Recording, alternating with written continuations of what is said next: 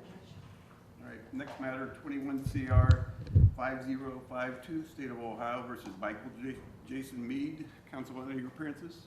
Good morning, Your Honor. Prosecutor Sheila Favor and Assistant Prosecuting Attorney Robert Crapens on behalf of the state. Good morning, Your Honor. May it please the court, I'm Mark Collins, 0061-207. And I'm Caitlin Stevens, 0095589. Both on behalf of Mr. Meade, Your Honor. We apologize. Mr. Nolder asked for me to place this on the record. He apologized he couldn't be here. He's stuck in Michigan at a house on a lake, so I don't think he was coming down, but appreciate that. We're here today on the defense request to reinstate bond pending retrial on the murder charge. Are there any arguments on behalf of the defense? Thank you very much, Your Honor. That's correct, Judge. We are here today asking that the court reinstate bond. Procedurally, Your Honor, we filed our motion on June 25th, 2026. We received the state's response yesterday. We would submit, Your Honor, that by law, Jason cannot be sentenced on the reckless homicide conviction. I did have an opportunity to review the state's memorandum contra, and the state's argument was actually addressed in State versus Craig, which is the case that I cited in my motion for reinstatement. State versus Craig, Your Honor, is the Supreme Court of Ohio controlling authority here in this state. The state, in that case, that was held before the Supreme Court, wanted the defendant to be sentenced on 2 of the counts for which a jury returned a guilty verdict on. One of the counts was declared a mistrial and was in fact hung. Justice DeWine from the Ohio Supreme Court wrote in that majority opinion that Ohio's final order statute does not permit the Supreme Court to do what the state was asking the court to do, and that was impose sentence on 2 of the counts while the other count remained pending. That is exactly what the state here is asking that this court do. The reason being, Judge, the operative word in the Ohio Revised Code section 2505, Ohio's final order statute, is action. The same statute that the state cites, the Supreme Court addressed in 2020 and again in 2023, and in almost every single case that has been taken to all of the appellate courts around this state have since held that the word action in Ohio's final order statute means the entirety of the action. It doesn't mean piecemeal counts as part of the indictment. It means that there needs to be a final disposition as to each and every count in the indictment. The rationale being, Judge, and it's important for the court to understand, is that it would be unfair to defendants. It would be unfair for the state to wait and see what's going to happen on appeal before the state waits and makes its decision on whether or not to retry a case. That is the rationale, Judge, behind the Supreme Court's opinion, is that it's unfair. State versus Craig has not been overturned, and as such, it is the controlling law here. So we would submit, Your Honor, that by law, this court cannot sentence Mr. Meade as to the reckless homicide count, which is why we're here today asking that the court reinstate the bond. No matter how many times, Judge, this administration has said no decision has been made as to whether or not it will retry the felony murder case or the felony murder charge, in effect, Judge, no decision is a decision in and of itself. And that's because of State versus Craig. And that's because of the word action and the Supreme Court of Ohio's interpretation of the word action in Ohio's final order statute. And it is finally acknowledged in the state's memorandum contra 3 times of its intention to retry the felony murder count. Moving on, Your Honor, we would submit that this court should absolutely reinstate bond. And I address both release on pretrial and the sentencing factors for my motion for bond reconsideration. Because there is no statute, Judge, that governs what to do while a case is pending concerning pretrial release. 2937.011 governs pretrial release, and as the court is well aware, 2929.11 and .12 governs sentencing. When you look at equal protection, Judge, and when you look at due process, both of those statutes include statutory factors that favor Jason's liberty. When it comes to pretrial release, 2937.011 states that a court shall release a defendant on the least restrictive conditions that at the discretion of the court will reasonably assure the defendant's appearance in court, the protection or safety of a person in the community, and that the defendant will not obstruct the criminal justice process. Concerning the first factor, Your Honor, the defendant's appearance in court, the state wants to argue that Jason's behavior for the last 5 years is not dispositive, that he is somehow a flight risk. Your Honor, that argument should be unpersuasive. Prior to this case, Jason led a law-abiding life for over 40 years. Jason answered to a bondsman and to this court for 1,621 days. That is 1,621 days of appearing in court, of checking in with a bondsman, of checking in with pretrial services, and never, ever violating a court order. Past behavior, Your Honor, we would submit is the best indicator of future behavior. Jason doesn't have a passport. Jason is firmly rooted here in the community of Columbus. That is why the court looks at things such as past and prior record, and the state argues past and prior record when determining whether or not a person should be released on bond. For the 5 years Jason remained out, Judge, he has not been a danger to the community. For the 5 years, Jason did not obstruct the criminal justice process. From the time he has been held in custody, he has no jail violations whatsoever. There is no indication that he is a flight risk.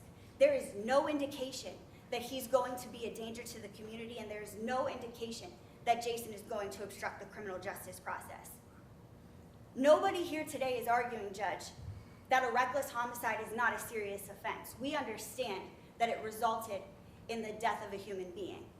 However, what we do submit is that Ohio courts have not treated reckless homicide, either a charge or a conviction, as a bar to liberty. Pretrial release and post-conviction probation have both been afforded in such cases.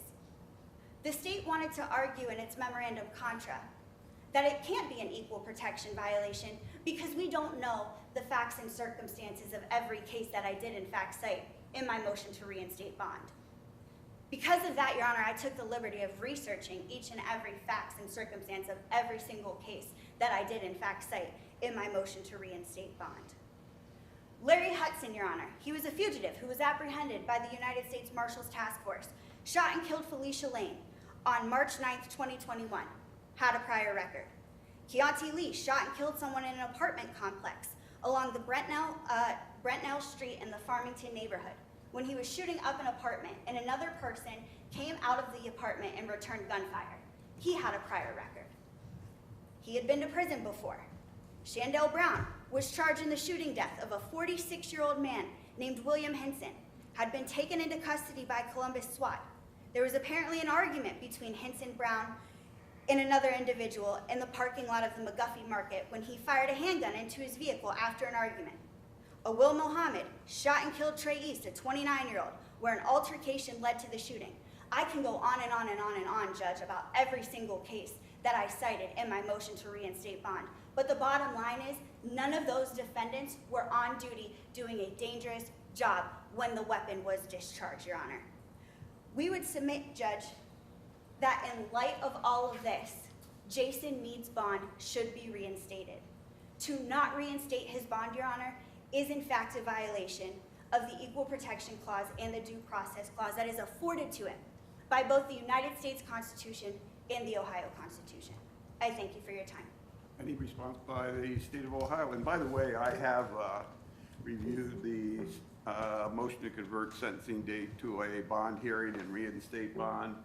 And I did review the state of Ohio's memorandum in opposition to the defendant's motion to reinstate bond. Anything on behalf of the state? Yes, Your Honor, thank you. For perhaps a point of clarification, this case was set for sentencing 2 weeks ago from today. It was continued for sentencing at that time, and then subsequent, last week, the defense filed this motion. According to the clerk's website, we are still set for sentencing today, as well as to address the bond.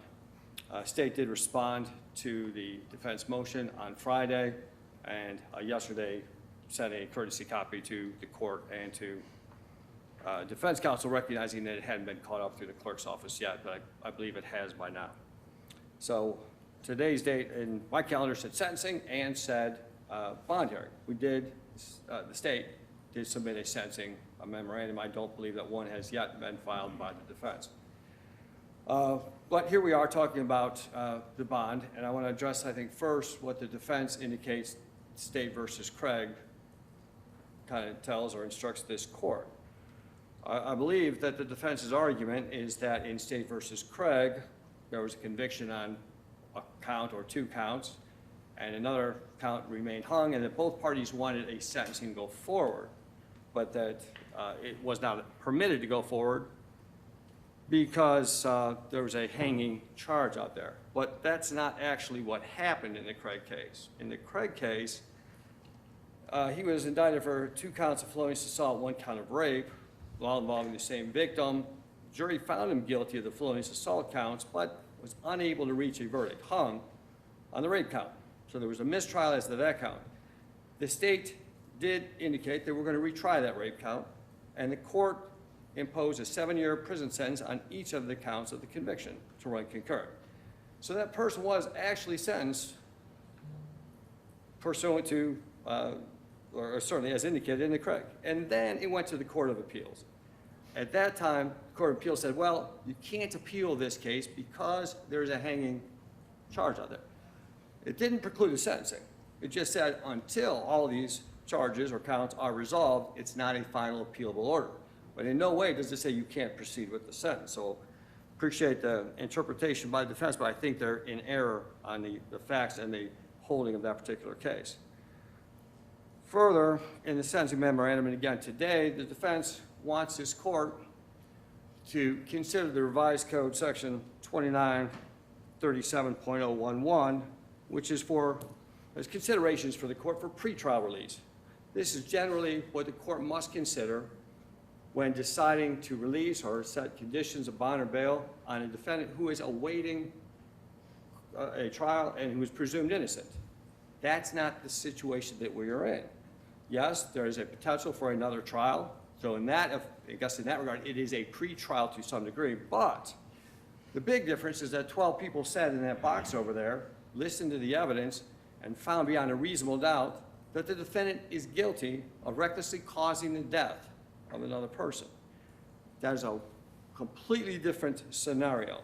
But it does allow the court to consider the seriousness of the offense, the nature and circumstances of the crime, and especially the weight of the evidence, as mentioned by defense in 2937.011. Couldn't be a more serious case than murder, reckless homicide, and the death of a young man. This is the most serious of cases. Generally speaking, in the arraignment court, the state is standing up saying, we have good evidence. We have this, we have that, and we can kind of relay what the weight and the strength of our case is, and the court is directed to consider that. In this case, the court has heard the evidence. You are in a very strong position to know exactly the weight of the evidence. And the weight of the evidence was beyond a reasonable doubt. That's extreme weight of the evidence. So with all respect to defense counsel, it really weighs in favor of detaining the defendant at this time. Once that verdict came through, this court, recognizing the difference between somebody who's presumed innocent and somebody who's just been found guilty, immediately, without request by the state, revoked his bond. Because the court recognized he is now in a different position. He has an enhanced reason to flee. Okay? So therefore, his likelihood to appear in court has been reduced. It is the most serious of offenses with fantastic weight against it, or a significant amount of weight. And all that we ask the court to take into consideration. And think back to when that verdict came in, and your action at that time was, and rightly so, you're no longer presumed innocent. And I'm going to revoke your bond, and we're going to hold you in here because that's the right thing to do. I would ask the court to continue along that path. Thank you. Any rebuttal? No, Your Honor. At this time, does the state anticipate proceeding on the murder charge? At this time, Your Honor, we are in discussions, but we have not resolved the case, therefore it still remains pending and in front of us. Okay. Ohio Revised Code Section 2937.011 provides that the court shall release the defendant on the least restrictive conditions that will reasonably assure the defendant's appearance in court, the protection or safety of any person or the community, and that the defendant will not obstruct the criminal justice process.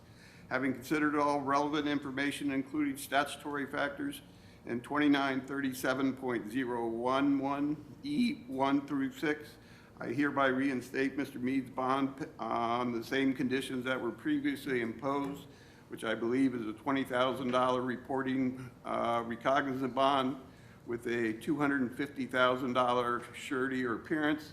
The defendant's not to possess or use a firearm of any kind, and there was no travel outside of the state of Ohio. This court has presided over 2 prior trials, both of which ended in a mistrial on that charge. During and before the trials, the court made numerous evidentiary and procedural rulings which will be subject to appeal in connection with the reckless homicide conviction. In light of the unique procedural posture of this case, the court believes that the 3rd trial on the murder charge should proceed before a judge approaching this case without prior involvement. Pursuant to Judicial Canon 2.11a, the court finds that recusal from further proceedings in this matter is appropriate, and after a written recusal is entered, a new judge will be assigned. The new judge will decide all future issues and motions in this case. Anything further on behalf of the state? Yes, Your Honor. If I may, You may. it's my understanding that this court is recusing itself both on the still The entire undecided. case, yes. Okay. And then our reading of Criminal Rule 25B, I believe indicates that if the court, for some reason, for any reason, cannot continue with the sentencing after a verdict, that the case shall be then directed to the administrative judge for reassignment. Is that the procedural process we intend, this court intends to follow? It's my understanding it goes to the administrative judge to determine whether or not his recusal is appropriate. However, then it goes into the system on a random draw. That's the way I read I mean, that's my knowledge of it. That's my understanding too. It would be one of 16 other judges. Well, no, I appreciate that. I just don't know whether it's actually appointed by. No, the administrative judge actually determines whether or not to grant his recusal or signs the recusal, so to speak. And then the rule says, and then by, it shall go back into the system as the normal random case. I see. Yeah, I think, It's under the local rule. yeah, okay. I was going to say, Rule 25B does not say that. It just, It's under it the says, local. fair enough. Local Rule 31. Yes, is the, okay, fair enough. Sorry, I didn't. Yeah, no, it says that. I thought I misread that one, too. Thank you. Anything further on behalf of the defense? Only, Your Honor, that we appreciate your, I know that you've gone through actually 5 of these trials, and we appreciate your professionalism and understand.